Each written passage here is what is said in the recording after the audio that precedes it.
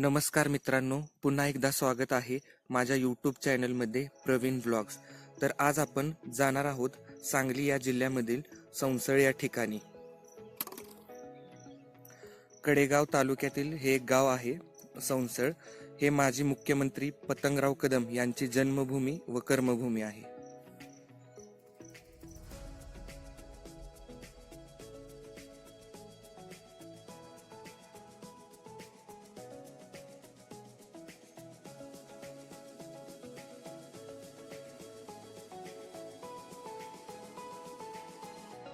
हा आहे कारव्याचा पूल. कृष्णा नदी आहे. आपण त्या पुलावरून आता निघालेलो आहे सौंसळच्या दिशेने.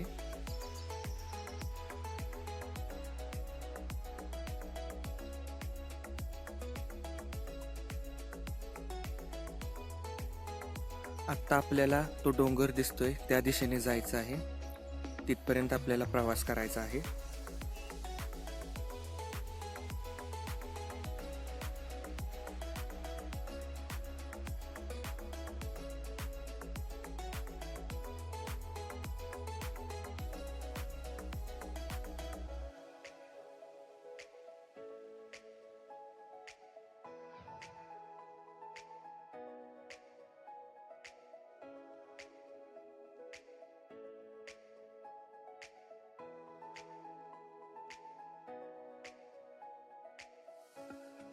हे आहे कराडपासून 12 किलोमीटर अंतरावर असलेले शेनोली रेल्वे स्टेशन.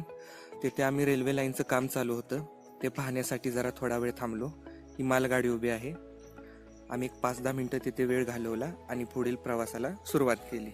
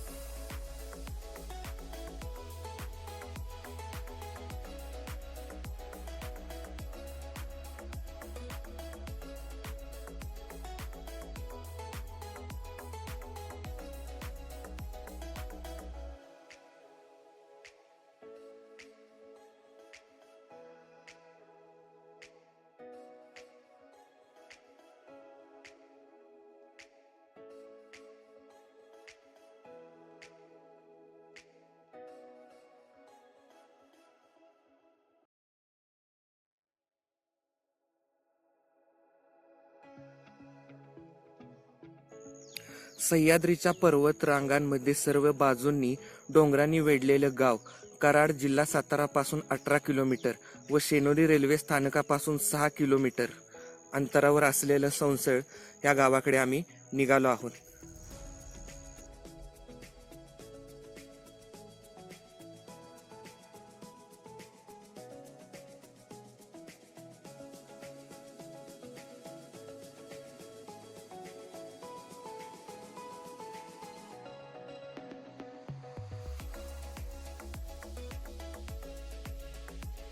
येथील हवामान थंड असते. येथे नोव्हेंबर ते फेब्रुवारीमध्ये हा हिवाळी हंगाम असतो.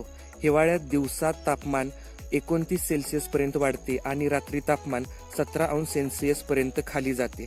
जून मध्ये ते ऑक्टोबर हा पावसाळी हंगाम असतो. पावसाळ्यात दिवसा तापमान 28 अंश सेल्सिअस पर्यंत वाढते आणि रात्री तापमान 22 अंश सेल्सिअस पर्यंत खाली जाते. पावसाळ्यात मध्यम प्रमाणात पाऊस पडतो. वार्षिक पर्जन्यमान 1200 मिलीमीटर पर्यंत असतो. फेब्रुवारीमध्ये ते जून हा उन्हाळी मोसम असतो. उन्हाळ्यात दिवसा तापमान 38 अंश सेल्सिअस पर्यंत वाढते आणि रात्री तापमान 22 अंश सेल्सिअस पर्यंत खाली जाते.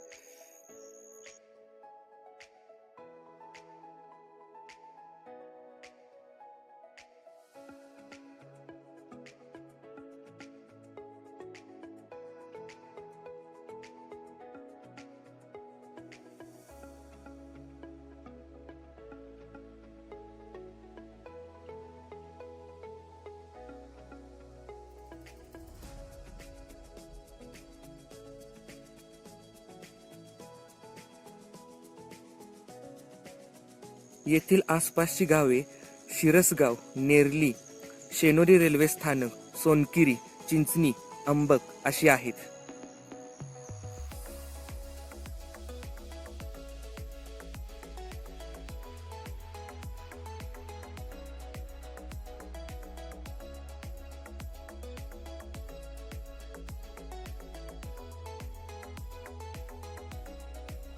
आपण संसळ या गावामध्ये प्रवेश करतानाचे काही दृश्य बघा. इथला निसर्ग खूप असा हिरवागार छान आहे. इथे शेतीमध्ये ऊस जास्त पिकवला जातो. हे बघा, काही शेतकरी आपल्या शेताकडे निघाले आहेत.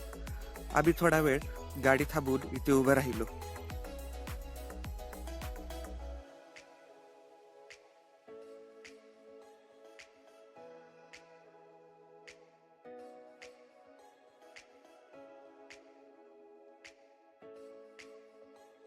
हे बघा, काही शेतकरी लोक आपली गाई, वासरू, शेळी, म्हैस घेऊन आपल्या शेताकडे निघाले आहेत. इथल्या लोकांचं जीवन हे खूप निसर्गरम्य ठिकाणी आहे. इथल्या लोकांचा मूळ व्यवसाय हा शेती आहे. आता आपण सिक्युरिटी वॉचपोस्ट वरून काही निसर्गरम्य दृश्य बघत आहोत. इथे खूप मोठे अभयारण्य आहे, त्यामुळे बरेच ठिकाणी सिक्युरिटी चेकपोस्ट आहेत.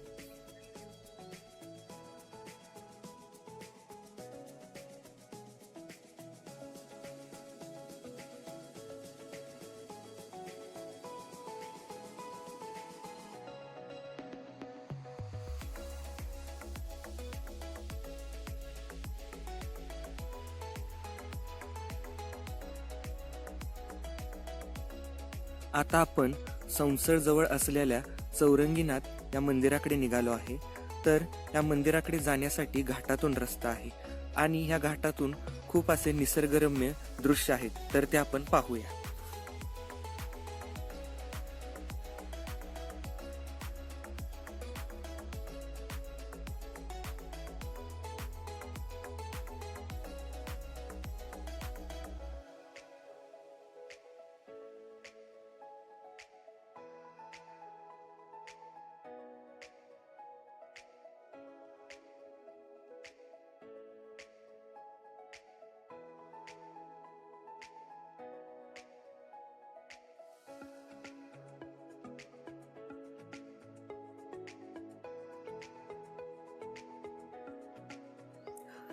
घाटाच्या रस्त्याला बऱ्याच ठिकाणी असे पाण्याचे छोटे झरे आहेत.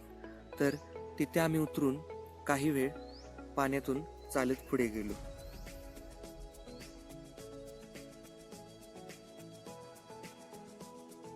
तुम्ही पाहू शकता, थंड व स्वच्छ पाणी असे रस्त्याला वाहत आहे.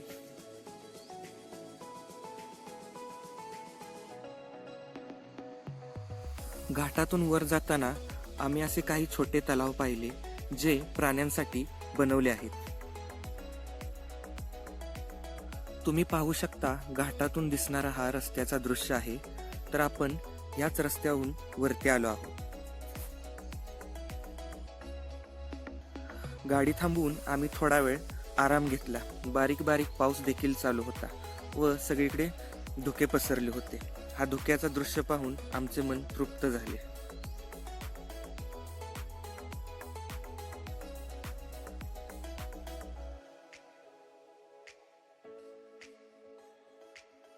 आता आम्ही पोचलो आहोत चौरंगीनाथ मंदिरापाशी. तर इथे काही शाळेंच्या सहली देखील आल्या होत्या. बरीच लहान मुले इथे वावरताना दिसली.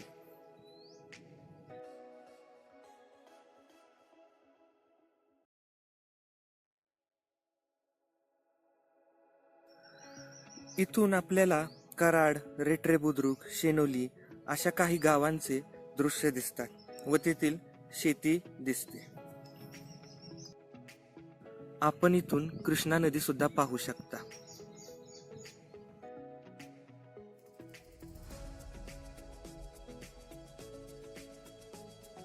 हे पाहू शकताय तुम्ही चौरंगीनाथ मंदिराचे दृश्य. हा आहे आजूबाजूचा परिसर.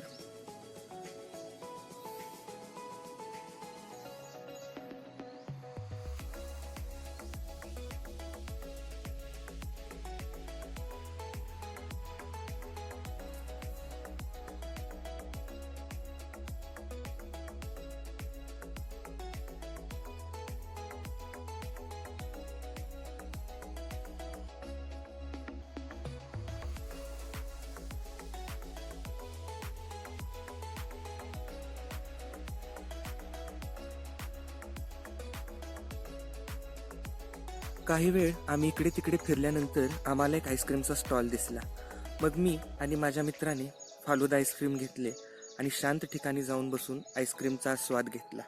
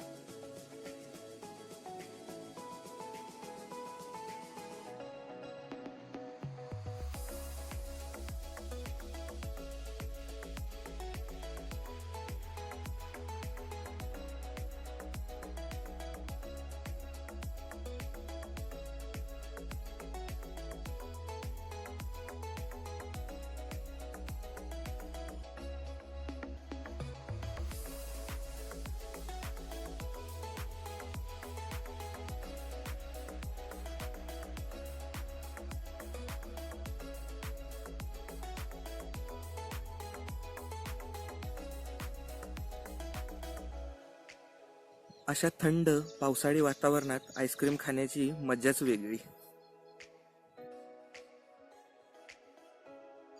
आईस्क्रीम खाऊन झाल्यानंतर आम्ही एका वॉच टॉवर वरती गेलो आणि तिथून आम्ही निसर्गरम्य असे धुक्याचे दृश्य पाहिले.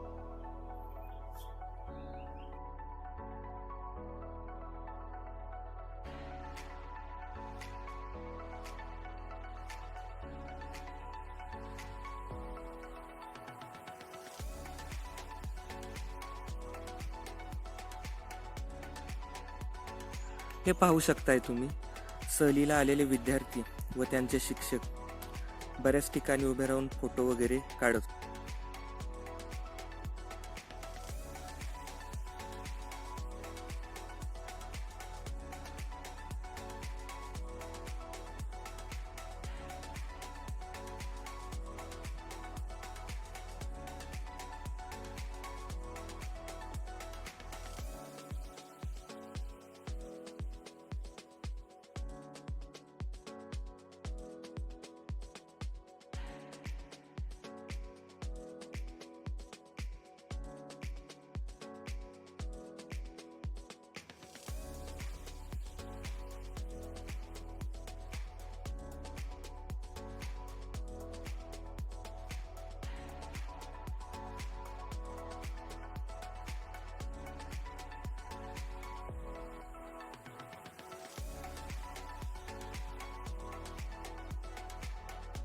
मंदिरातून परत येत असताना आम्हाला अर्ध्या वाटेत असं हिरवंगार पठार दिसलं. तिथं आम्ही काही वेळ थांबून थोडा फोटोशूट केला.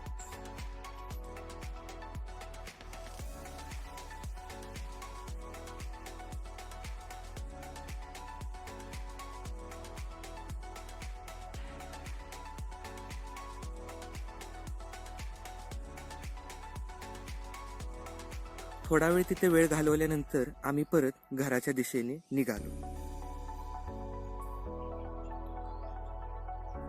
हा बघू शकताय तुम्ही घाटाचा व्ह्यू. परत आम्हाला रेल्वे क्रॉसिंग लागलं. ही मालगाडी आहे, रेल्वे लाईनचं काम चालू आहे, त्यासाठी वापरली जाणारी गाडी आहे. अशा प्रकारे हा व्लॉग इथे संपला आहे. तरी माझ्या चॅनलला लाईक आणि सबस्क्राईब करा. धन्यवाद.